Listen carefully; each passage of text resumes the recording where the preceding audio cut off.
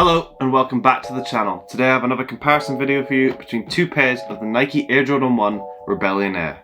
Can you tell which one's real and which one's fake? Let's find out in this video.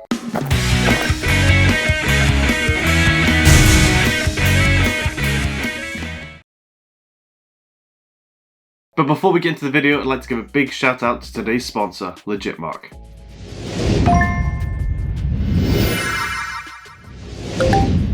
Legitmark is the standard for sneaker authentication and the safest and most reliable place to get your sneakers authenticated, and this pair is on the platform, so if you've got a pair at home and want to get them authenticated, there's a link in the description for you to check them out. So these are both a UK 9, so the differences should be incredibly close.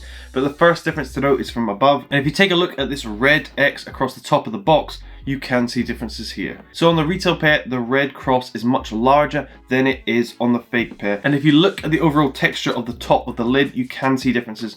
On the retail pair, the text on top of the lid stands out a lot more against the contrasting material of the box lid, compared to the fake one where the letters just don't stand out as much. And this is easy to see when there's light shining on the box itself. Another difference is the actual red cross itself stands out a lot more on the retail box compared to the fake one. So just look out for these differences if you are trying to check if your pair is authentic. Now spinning the box around to the side, I'll give you a close-up of the labels here.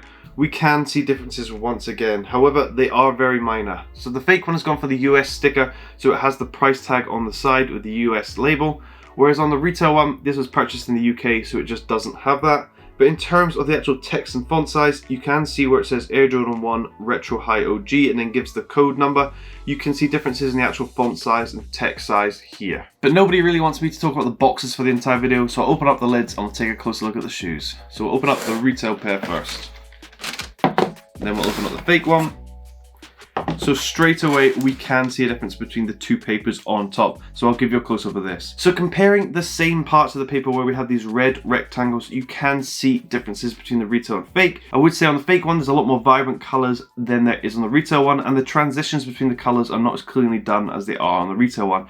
But if we look specifically at these red rectangles that are on top of the paper, we can see differences in the overall colour and shape. On the retail one, these are much larger than they are on the fake one, and you can see the clear colour difference between the two. It must also be noted that on the retail box, it does come with a double layer of paper, so it has a plain one beneath the coloured one on top, whereas on the fake one, it just has the coloured paper. There's no secondary layer of paper, so just look closely at this as well. So here is your first look at a real and fake pair of the Nike Air Jordan 1 High Rebellionaire.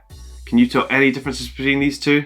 So the first difference to note, and it's quite an obvious difference, occurs on the toe box area, and if I give you a close-up of this, you'll be able to see it clearly. Here you can see that the text over the toe box area on the retail one is much more clear than it is on the fake one. On the fake one, it blends in with the toe box, whereas on the retail one, you can see it's got two different shades of colour, and the text clearly stands out against the underlying tones. This actually occurs all over the shoe, so if I spin it around to the back material, you can see this text once again is much more vibrant on the retail pair compared to the fake.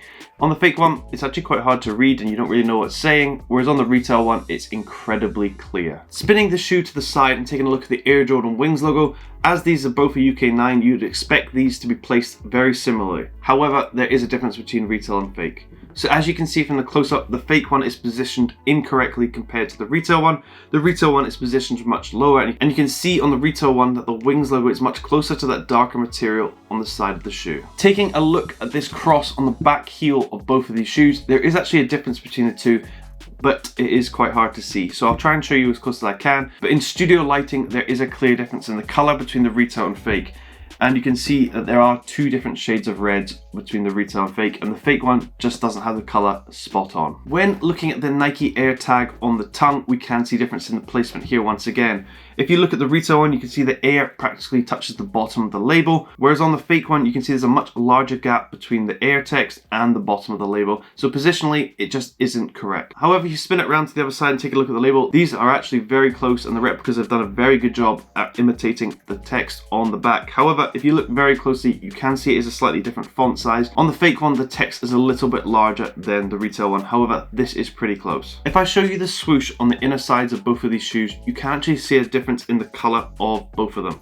So as I've said before, obviously the text is very different on top of it. However, if you look at the underlying shade, you can see differences here again.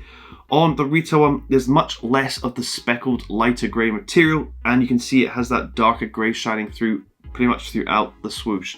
Whereas on the fake one, they've got loads of little dots of that light speckled grey that appears on the other parts of the material. However, on the inner swoosh, it doesn't occur as much. So just look closely at these details if you are trying to authenticate your pair.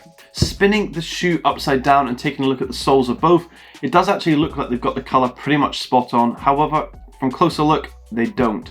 So the fake one on this side here is slightly more glossy than it is on the retail one, so do look out for that because there shouldn't be a gloss finish on the bottom of the sole. Now taking out the shoe treat from each shoe, the retail one and the fake one, I'll give you a close-up of this. We can see that on the retail one, the symbols are slightly more indented than they are on the fake one. Also, the sizing is different at the bottom. So on the retail one, it says 10 to 10.5, which is the US sizing, whereas on the fake one, they've put in the 11 to 11.5 one, so this is incorrect. Looking at the bottom of these cardboard trees, you can actually see on the retail one, it says die cut sock liner on the inside, whereas on the fake one, there is no text whatsoever. So that is it for this comparison. Would you be able to tell the difference between a retail and fake if you had a pair in hand? Hopefully from this video it has helped you if you are trying to authenticate a pair and if you have a pair at home, or if you just purchased a pair and want to know if yours are real or fake. If you are still struggling, there's a link for Legit Mark in the description below, but I hope this video has helped.